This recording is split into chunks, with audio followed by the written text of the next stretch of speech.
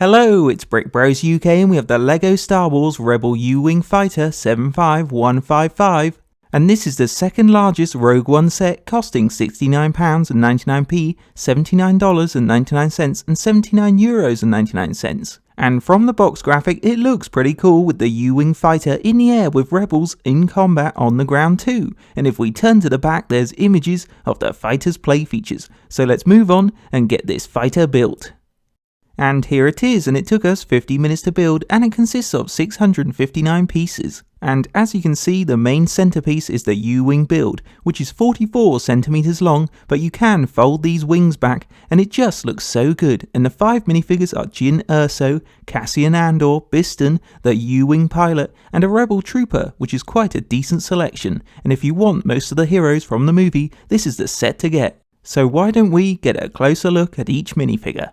And first up is Jyn Erso, the main rebel character from the movie, and it's a bit odd she only comes in this set, but she's wearing her outfit from the planet Eadu, and she's definitely well equipped, and it looks like she's not sharing any of that equipment. And her torso is completely covered by this dark grey fabric poncho, which we've never seen on a minifigure before, and her dark tan rebel hat is new, with white goggles and the brown hairpiece moulded on at the back and side. And she comes armed with this black baton similar to the First Order Stormtroopers one in the Battle on Takodana set, and in her other hand she gets a silver small blaster, which is hard to get in this colour, and they've also given her a brown satchel. And you can see from this side the hat has a silver mic built in, which is good detail. And at the back you can see the hair mould on the hat, and the groove texture on top, all adding to her look, but it is a shame she doesn't get an extra hairpiece when she's not wearing the hat. And when we remove all of her accessories, she has plain black legs, which are a little boring, and they could have printed a holster on these. But her dark grey torso looks great with the dark tan jacket printed on, and it's cool she gets dark tan hands for gloves. And Jyn's dual head has a normal female face and angry one at the back, and there's the rest of the torso's printing. And overall, the Jyn Erso minifigure has been designed well with poncho, new hat and weapons, and maybe a spare hairpiece could have made her perfect in our opinion. Next up, it's Cassian Andor, who's also only available in this set, and his outfit's really cool and different with the light orange legs with dark blue printing on them, which marries up nicely to his awesome dark blue jacket printed on his torso, and it creates a trench coat jacket. He also has tan hands as gloves and comes armed with a gunmetal medium blaster. And at the back the jacket printing continues, and Cassian has a dark brown hairpiece on its dual head, which has a bearded normal face to suit the movie character, and the other one is a raised eyebrow smirk. And overall Cassian is very cool, especially his bearded head, and his jacket printing reminds us of Han Solo, and it really is cool.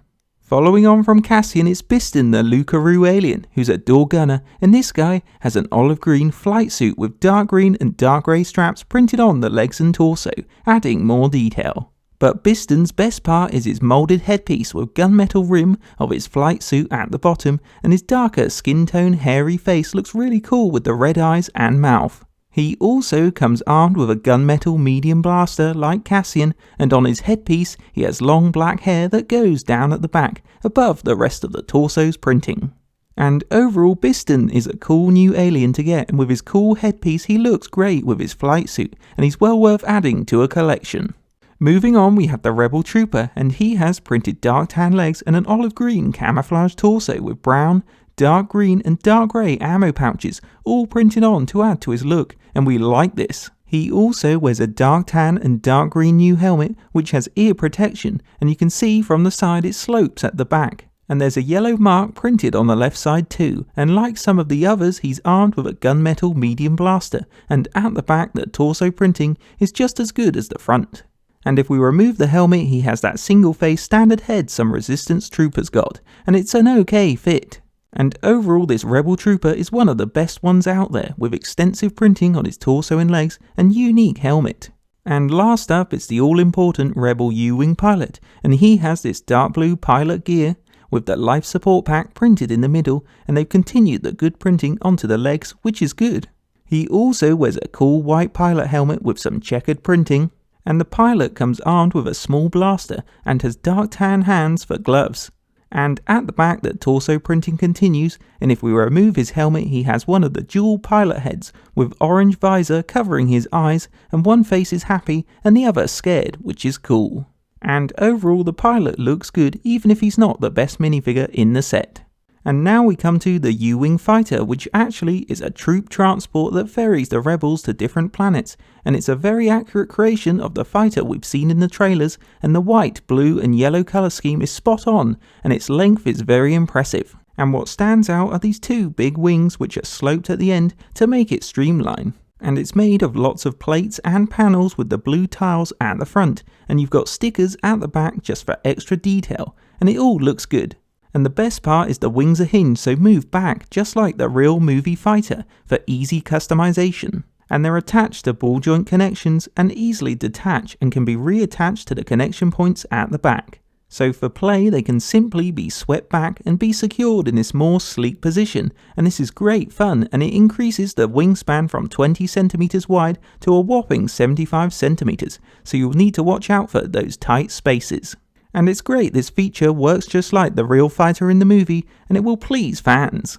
Moving on, between the wings are the fighter's two cannons created from black rods, and they've attached two spring-loaded missiles in the middle, which we will show in action later on. And above this is the blue and white slope front, and the two raised tiles are buttons that fire the missiles. And when you reload they push back up, which is pretty clever, and a new way to use this play feature. And right in the middle is the pilot's cockpit, which is surrounded by white slope pieces for armor, and the canopy has some good printing on it too. And it simply pulls up, and on the inside is a slot for the pilot and a printed control panel, and we like the use of a printed piece instead of a sticker. And then you can pop in the pilot and close up the canopy. And if you can't pull up the canopy, there's a mechanism behind which you press in to push it up, like so, and that's handy for play and saves any annoyance. And if we move round to the back, there's the U-Wing's 4 big engines, which are very big, and there's 2 on each side. And each one has a white cylinder piece at the front with a blue sticker for detail, and they added in a small grey pickaxe for more detail, which makes use of the accessory. And the smaller grey cylinder bits behind have textured moulding, and the wheel at the end creates a simple thruster with a trans-orange round brick for a flame. And they are all identical and can move up and down, and the engine bits twist too, and they look so cool on the fighter. And just between the engines behind the cockpit is this decorative area built up with a dark grey engine outtake, round plate with a blade, and there's a grille piece at the end, and we're not sure what it is, but it looks cool, adding to the fighter's overall look. And if you follow the grille pieces down, they cover this storage hold right at the back. And you can pull it down like a ramp and store supplies in there, but there's not a lot of room or space, so it's more for show. And it's a real shame troops can't run down it like a real ramp. And underneath we have this large dark grey compartment where all the troops go. And as you can see, there's no slider plate sadly, but it's really cool how they clipped on this large canopy piece to create an observation window for the troops, and there's stickers on it either side. And each side is built up with plates, and there's some with extra sticker detail. And there's a really cool sliding door play feature either side, which allows you to gain access to the troops. And once the doors are open, you can pull out the stud shooters for extra firepower, and you can clip troopers near the guns to give covering fire for the others to add to play. And on the inside it's quite bare, and sadly it's very fiddly and awkward to get to minifigures inside because you can only go through the side doors, and maybe an extra bigger hatch could have helped with this. And finally, you can fly in and use the spring-loaded missiles on the others for target practice, and they really pack a punch.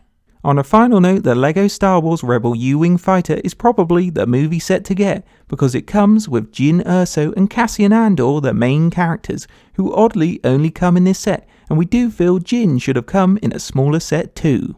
But all the minifigures have great detail, and Jyn's very nice with poncho and new hat piece, and the gunmetal and silver blasters are also very cool to get.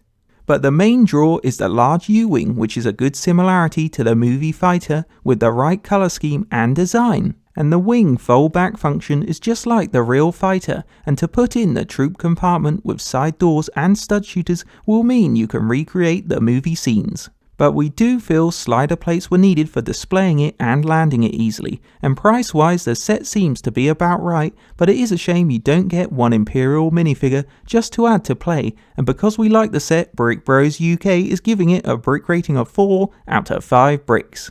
Hope you enjoyed a Brick Bros UK review. Don't forget to check out our channel for more LEGO reviews and like, comment and subscribe to Brick Bros UK.